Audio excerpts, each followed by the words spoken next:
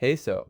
There's a stretch of coast in central Japan where the country's holiest shrine sits next to a bay full of women who free dive for pearls, and somehow almost nobody outside Japan talks about it. 3 days here gets you shrine gates you can't photograph, rocks tied together like a marriage, and the best seafood you'll eat while sitting cross-legged on the floor.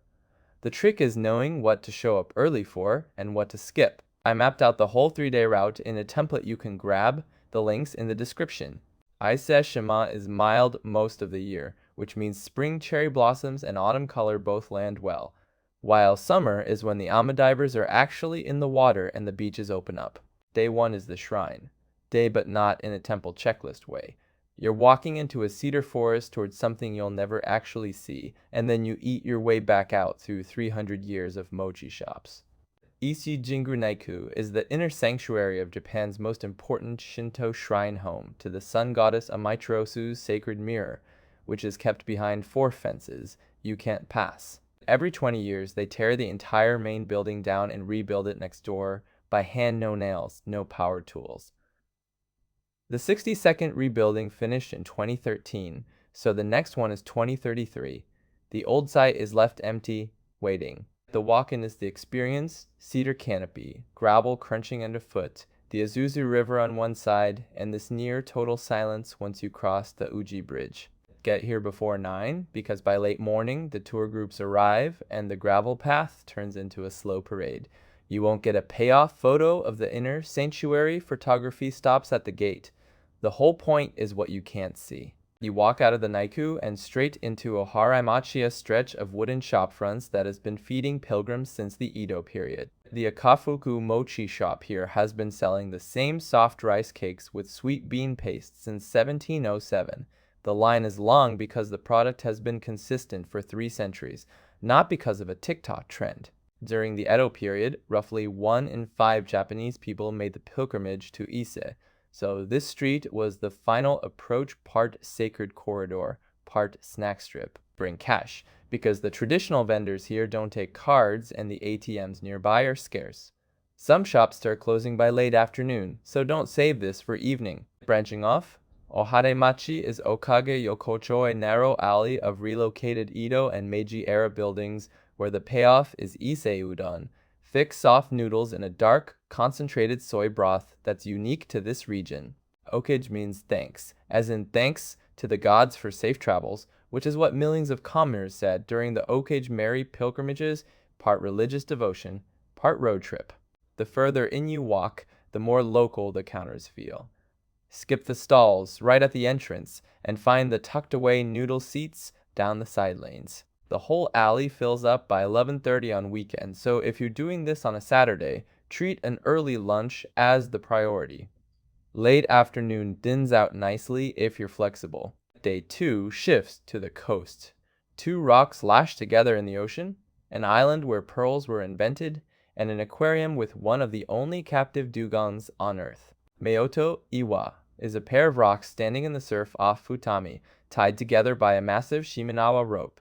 The husband rock is larger, the wife rock smaller, and the whole thing is a Shinto metaphor for marital unity. Pilgrims used to stop here at Futami Okitama Shrine to purify themselves before continuing to Ise Jingu.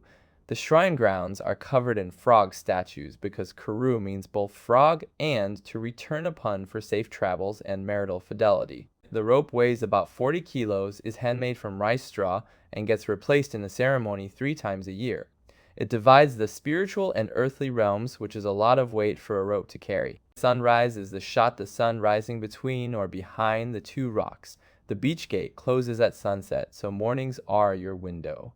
And the rocks are smaller than wide-angle photos suggest, so manage your expectations. A short ride along the coast is Mikimoto Pearl Island, where Kokichi Mikimoto created the first cultured pearl in the 1890-60. Before that, pearls were wild-caught and ruinously expensive. The main event is watching Ama divers and traditional white gear free dive into cold bay water without tanks. It's a demonstration, but these are actual working divers, not performers. Mikimoto's cultured pearls were initially dismissed as fakes by the jewelry establishment, so he publicly burned piles of inferior ones to prove only quality survived. He was right, and now there's an island dedicated to him. time your visit around the Ama demonstration schedule because that's the thing you came for. The Pearl Museum upstairs is worth your time even if jewelry bores you. The science of growing gems inside oysters is genuinely strange. Toba Aquarium is basically next door and houses over 1,200 species, the most of any aquarium in Japan. But the reason to go is the dugong. There are only a handful of dugongs in captivity worldwide. It looks like someone described the manatee from memory and got most of it right.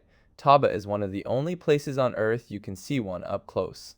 The place is bigger inside than it looks from the street, so budget at least 2.5 hours. The sea lion show is also surprisingly good, and the dugong tank always has a cluster around it. Grab tickets online to skip the queue on busy days, especially summer weekends.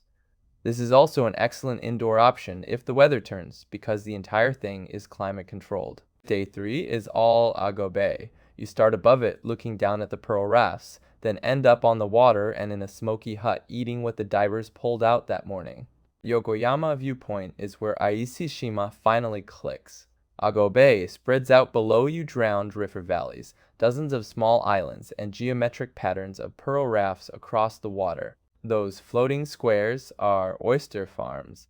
You're looking at underwater jewelry factories disguised as a seascape, and the same sheltered coves that make this coastline beautiful are what made it Japan's pearl capital.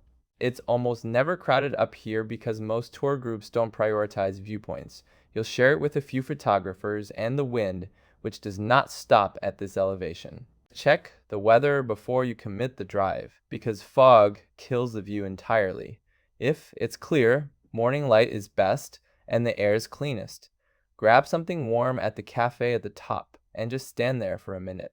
From the overlook, you descend to the Ama Hut, where women who have been free diving this coast for over 1,000 years sit around a charcoal pit and grill what they caught, right in front of you. The Ama dive without tanks, holding their breath for up to 2 minutes at depth. Most are older women. They work the same waters their grandmothers worked, and the tradition is declining because fewer young women are taking it up. Charcoal smoke in a wooden hut, the hiss of abalone hitting the grill, salt air mixing with wood fire, and the Ama filling the space with laughter and stories about decades of diving. You need a reservation for this book at least a week ahead through their website, because seating is limited and the main season runs May through September. Off-season availability drops sharply, so check before you plan around it.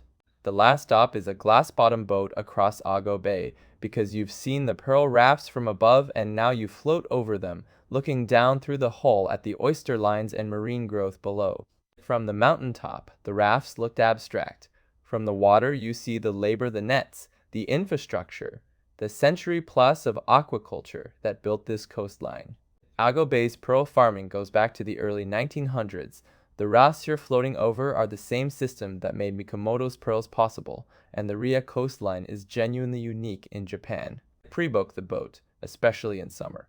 Morning departures give you calmer water and better visibility through the glass, so if your schedule allows, do the Ama Hut at lunch and the boat after. Check conditions, because rough water means the glass panels show you nothing. 3 days in Ise-Shima, and you've walked into a shrine you can't fully see, watched women dive for shellfish the way they have for a millennium, and floated over underwater farms growing gems. That's a pretty rare mix. I built this whole 3-day route into an editable template with a map view so you can drag stops around and make it yours. The links in the description.